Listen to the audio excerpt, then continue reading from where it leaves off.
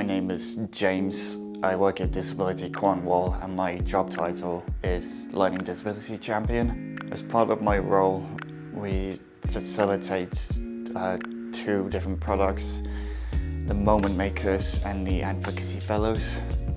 We promote people with a learning disability to have a voice in their community.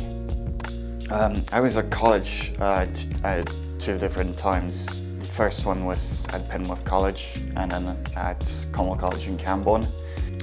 When I was at Penworth College, the first one to begin with was from 2013-2016. I started off doing catering to begin with, but I started to lose interest in that because I couldn't cope in that sort of environment, working at a fast pace and doing, or just in that sort of environment. It was just too much for me. So they moved on, or the college people, teachers, they put me on to doing foundation studies, which involved doing different things like maths, English, IT, work experience, and a few other things. It was much better for me and I was able to cope with that. I was hoping to go back for another year to do that, but they couldn't get the funding for that, so I didn't know what I wanted to do after that, so I left college. I finished the college then. I later went to Cornwall College in Camborne and I did a travel and tourism course, which I really enjoyed doing that because I have a big interest of traveling and geography. It started in 2019 and went on until 2022, which it went well for me, but there were some hard times for me, like when COVID happened, the pandemic.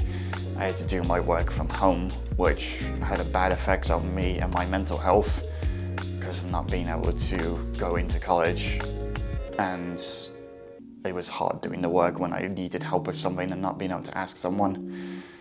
And when the course was coming to an end, I didn't know what I wanted to do afterwards, which also had an effect on my mental health because of that. So I'll start off with some of the jobs I did. The main one I did was, I did a summer job at a holiday park for a few seasons. I was working as a cleaner, cleaning the caravans and chalets. I started working with a few people to begin with, which I liked that, but the later few years, I was having to do everything by myself, and despite the fact that I told them that I would have liked to have worked with someone, they didn't take that into account, and I was doing the work by myself, which I did not enjoy, and it soon led me to, I didn't want to go back and do it anymore because I felt like I was going to be like that again. There was also another cleaning job which I did. I had help getting it. It was doing a cleaning job in a care home. Unfortunately, it only lasted for a few months because I was at college at the time, so I was working part-time there.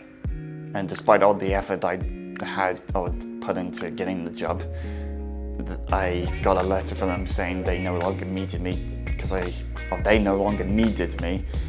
they hired someone to work full-time there, which really made me mad because I went through all the effort to get the job and they just flat out just said, "Thank you for your help, we no longer need you."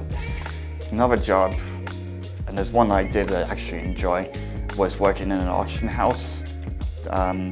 But this was a 0-hour contract they put me on, which it wasn't so bad. It was, like I said, I enjoyed the work, so it was fine. I did hope to get some more work there, like to give me some more hours, but unfortunately this never happened. And they no longer needed me after a year or so. And after that I wasn't able to get any other work because even though I did apply for so many jobs, I can't really remember all the jobs I applied for because it was different in different areas. None of them wanted to give me the opportunity to do any work for them. I either didn't hear back from them or they said, "Thank you for your application, but we're not taking it any further," which really affected me. And out of all the jobs I applied for, I only had 2 interviews. One was a face-to-face interview, and the other one was an online one, which I really struggled with. Despite the fact that I did say on the applications I may need some things like someone there with me or to make the questions more understandable for me, they didn't do this in the interviews that I had. And well, again, I didn't have any other interviews aside from those two.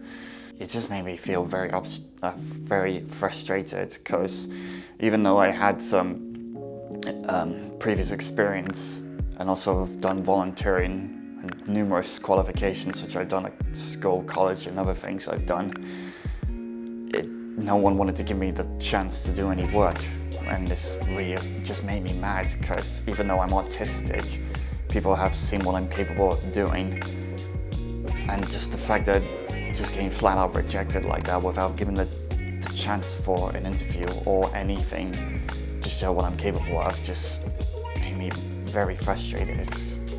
Because it's like, how am I supposed to get any experience or anything if no one's willing to give me the chance to do any work or anything like that? I think it was the lack of communication, because even the ones or the jobs that I heard back, or the people I heard back from the jobs I applied for, didn't really communicate things very well, like saying what you didn't say on your application good enough for us.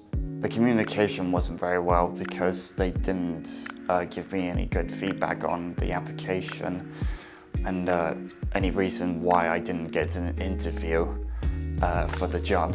There were some jobs as well as apprenticeships which I tried to get as well. They had the disability confidence label on them, which was meant to guarantee me an interview for the job or the apprenticeship.